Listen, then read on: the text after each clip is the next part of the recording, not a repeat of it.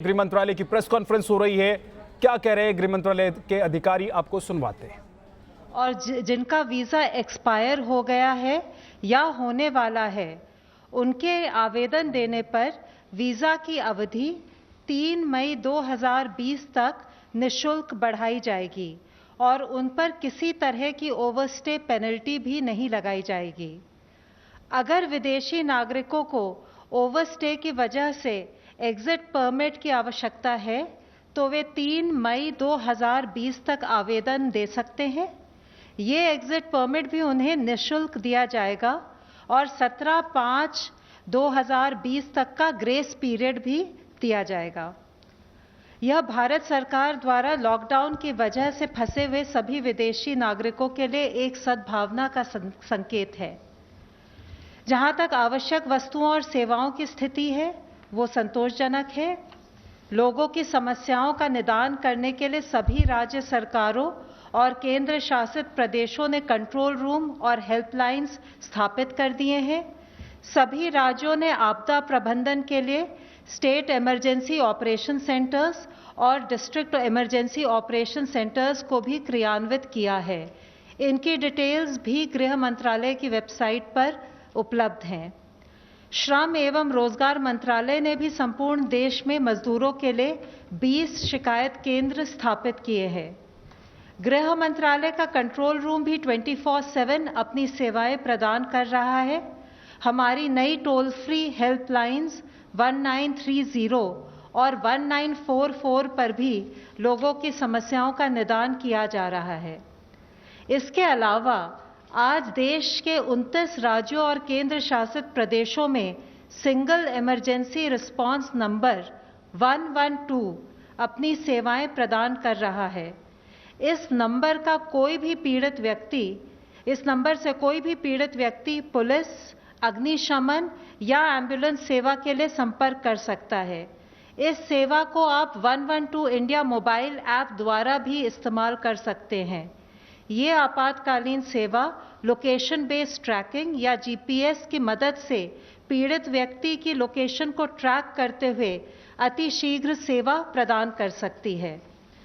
कोविड-19 के दौरान लॉकडाउन में, आपातकालीन स्थिति में, इमरजेंसी में लोगों ने इस प्रणाली का काफ़ी उपयोग किया है। गर्भवती महिलाओं ने, बुजुर्गों ने, दिव्यांगजनों ने 112 का इस्तेमाल करते हुए सहायता पाई है। कोविड संबंधी कॉल्स को भी 112 अपनी सेवाएं दे रहा है।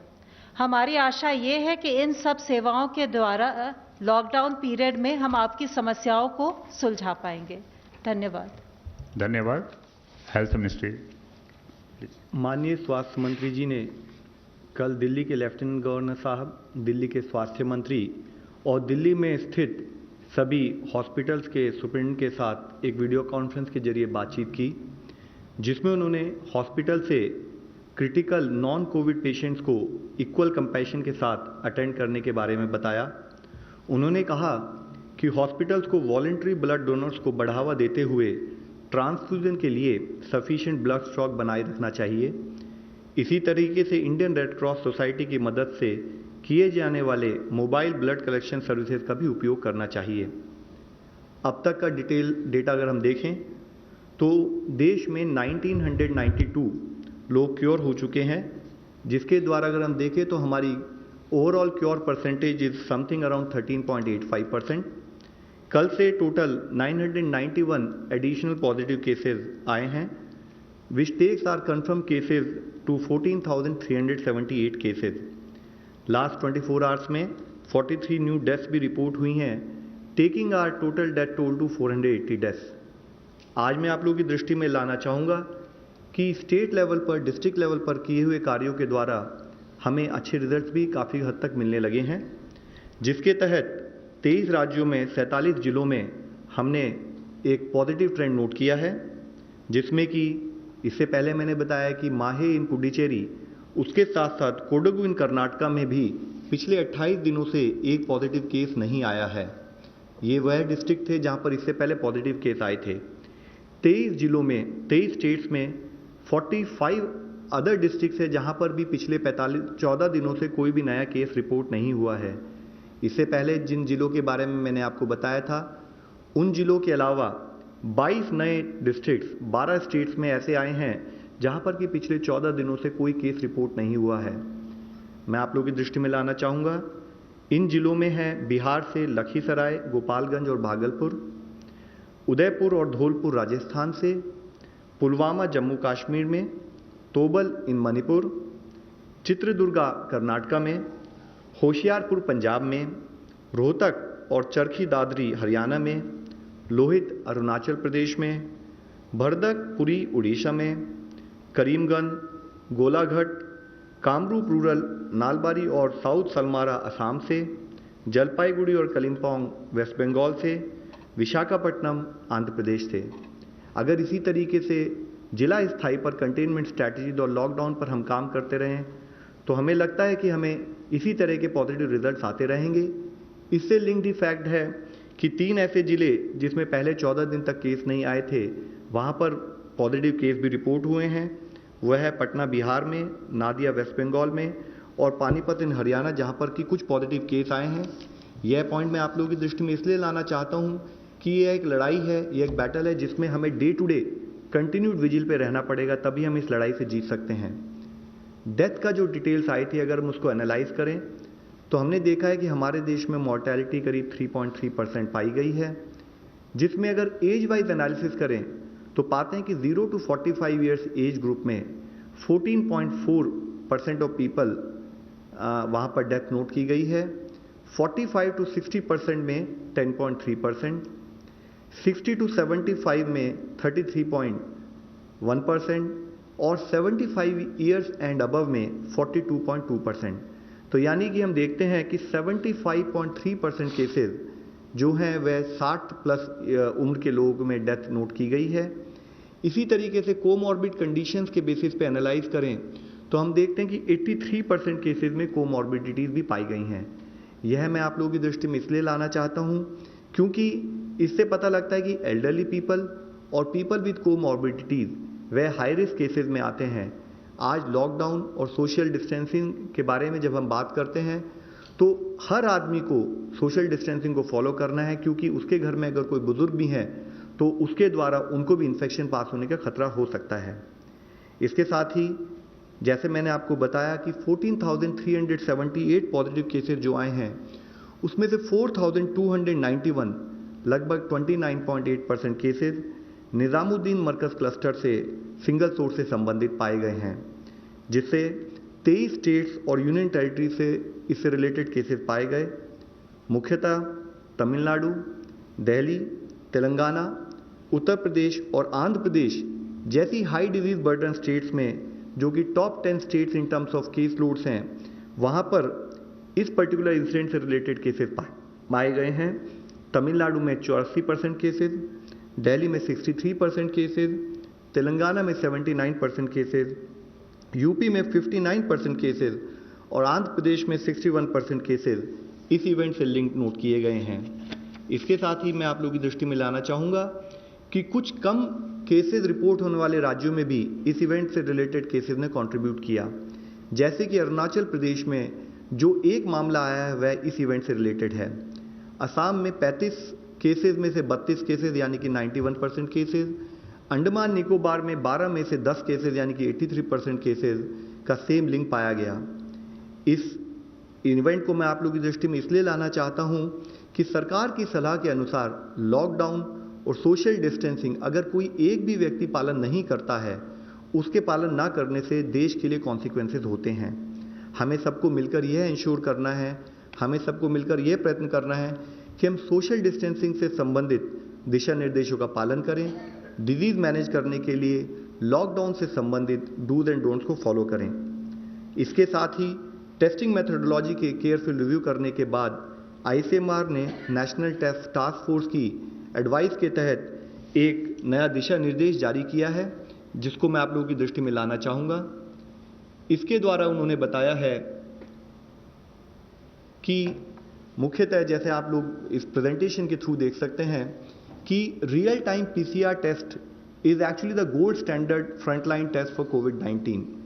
ये पॉइंट इसलिए बताना जरूरी समझता हूं कि हम सबको डिफरेंस पता होना चाहिए कि real time PCR test versus antibody test के क्या क्या रोल और क्या क्या लिमिटेशंस हैं। तो इसमें मैं बताना चाहूँगा कि रियल टाइम पीसीआर टेस्ट को ही हम कंफर्मेशन टेस्ट के रूप में मानते हैं।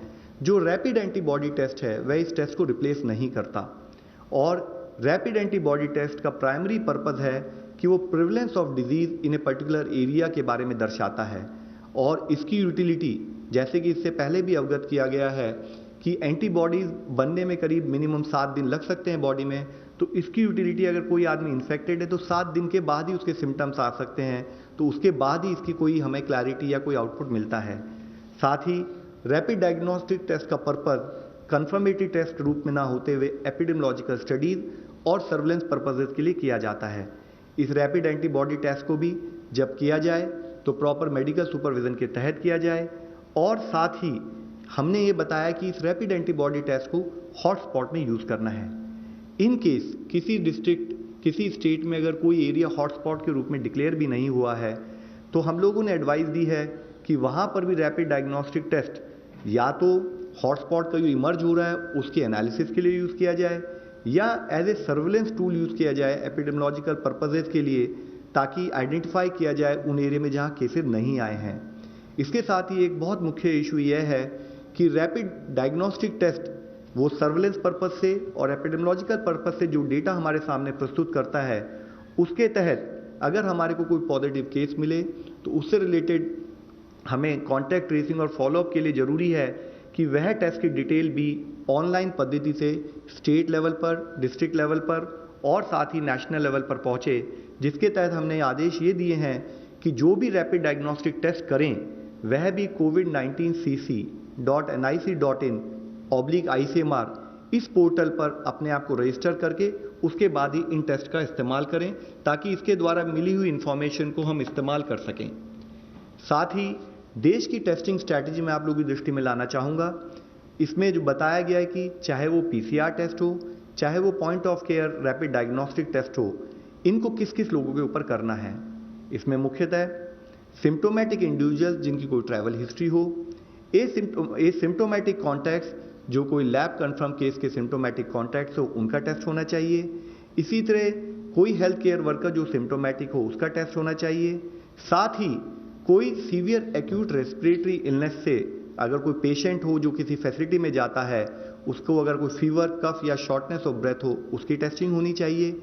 और एसिम्टोमेटिक यानी कि जिसके कोई सिम्टम नहीं है उसका तब टेस्ट करना चाहिए जबकि या तो वो किसी हाई रिस्क कंफर्म केस का डायरेक्ट कांटेक्ट हो, और उसकी भी टेस्टिंग तब करनी चाहिए 5वें दिन और 14वें दिन जब वो कांटेक्ट में आया हो, ताकि उसके बेसिस पे हम क्लैरिटी ले सकें कि अगर कोई कंफर्मेटरी टेस्ट है नहीं है। इसके साथ ही अगर एक एल्गोरिथम के रूप में हम देखें कि एडिशनल अगर कोई हॉटस्पॉट एरिया में हम कोई टेस्टिंग करते हैं तो हमारा प्रयत्न ये होगा कि हॉटस्पॉट एरिया में भी जो किसी की अगर फीवर, कोल्ड और कफ के सिम्टम्स हों, तो अगर 7 दिन से पहले अगर उस आदमी को ऐसे सिम्टम हों तो हम RT-PCR टेस्ट के द्वारा उसको आइडेंटिफाई करें।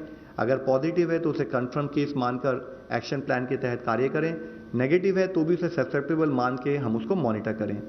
इसी के साथ ही अगर कोई केस जिसको ये सिम्टम है फीवर, कफ और कोल्ड के, तो अगर उसको 7 दिन से ज़्यादा हो चुके हैं इन सिम्टम्स के साथ, तब हम उस केस में रैपिड एंटीबॉडी टेस्ट का इस्तेमाल कर सकते हैं।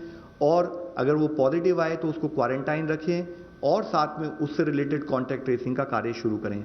इसके साथ ही अगर वो नेगेटिव आए तो क्योंकि इससे 100% कंफर्मेशन उस टाइम तक नहीं मिला तो भी इसको 14 दिन यानी कि 7+7 उस दिनों तक मॉनिटर करें।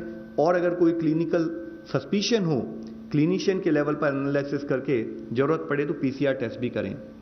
साथ ही जैसे हमने कल डिस्कस किया था, आज जो भी हमारे रिजल्ट आ रहे हैं उनके पीछे मुख्यतः फील्ड लेवल पर जो हमारे कोविड के जो योद्धा हैं, कोविड के जो कंसर्न एम्प्लॉयज़ हैं जो मिलके काम कर रहे हैं, उसी का रिजल्ट हम लोग देख पा रहे हैं। इससे पहले हम लोगों ने आगरा और दिल्ली और एम्स वगैरह के बारे में बात की थी कि कैसे कोविड डेडिकेटेड हॉस्पिटल बनाए जा रहे हैं। आज मैं आप लोगों की दृष्टि में लाना चाहूँगा कि कैसे केरला का एक जिला कासरगोड में इस तरीके से कंटिन्यूड एफर्ट करते हुए जो हमारी क्लस्टर कंटेनमेंट स्ट्रैटेजीज़ हैं उनको इस्तेमाल करते हुए कैसे अच्छे रिजल्ट हमें दिखाई दे रहे हैं। उसके तहत अगर आप देखें तो इस जिले में 168 टोटल पॉजिटिव केसेस आए, जिसमें से 113 केस 113 केस ऑलरेडी क्योर हो चुके हैं। और सबसे पॉजिटिव बात है, क्लिनिकल मैनेजमेंट पर फोकस करते हुए जिले में एक भी डेथ रिपोर्ट नहीं हुई है। आज 55 एक्टिव केसेस है जिनको भी प्रॉपरली क्लिनिकली मॉनिटर किया जा रहा है। साथ ही अगर आप देखें इन टर्म्स ऑफ इसके क्या चैलेंजेस थे जिले के, तो वहां पर अब्रॉड पॉपुलेशन अराउंड 15.38% थी। थर्ड केस जो इंडिया में रिपोर्ट हुआ उसकी चाइना से ट्रैवल हिस्ट्री थी, उसको जिले में कंटेन किया गया, मॉनिटर किया गया। सेकेंड वेव जब 16 मार्च से वेस्ट एशिया से जो इस जिले के रहने वाले लोग लौटे, तो उसकी वजह से सडन स्पर्ट इन केसेस वहां पर नोट किया गया।